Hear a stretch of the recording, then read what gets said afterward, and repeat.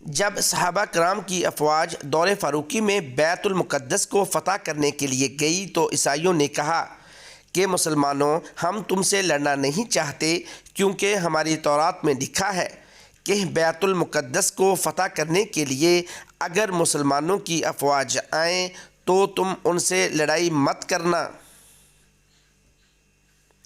اسی طرح یہودیوں نے کہا، ہماری کتاب انجیل میں ہے کہ چابیاں مسلمانوں کے خلیفہ وقت کے سپرد کر دینا۔ فوجیں وہاں بیٹھ گئیں اور ایک قاصد مدینہ منورہ بھیجا گیا کہ وہ لوگ چابیاں خلیفہ وقت کو دینا چاہتے ہیں۔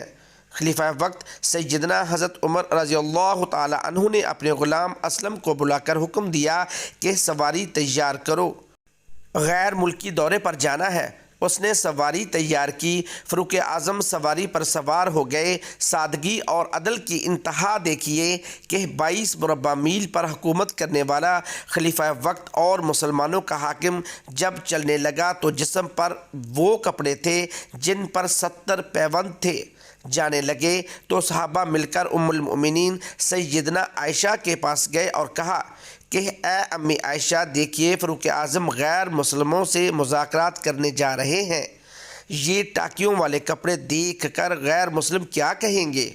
فاروق اعظم نے سیدنا عائشہ سے عرض کیا، اے ام المؤمنین، میں آپ کی بات ٹال نہیں سکتا، لیکن مجھے یہ بتائیے، کیا حضور اکرم صلی اللہ علیہ وآلہ وسلم کے جسم مبارک پر ٹاکیوں والا لباس نہیں ہوتا تھا؟ کیا پیغمبر کا چولہا کئی ماہ نہیں بجھا رہتا تھا؟ چنانچہ اسی حالت میں فاروق اعظم اپنے غلام کو لے کر چل پڑے۔ ایک منزل پر پہنچ کر فاروق اعظم نے اپنے غلام کو فرمایا، سواری کو بٹھاؤ۔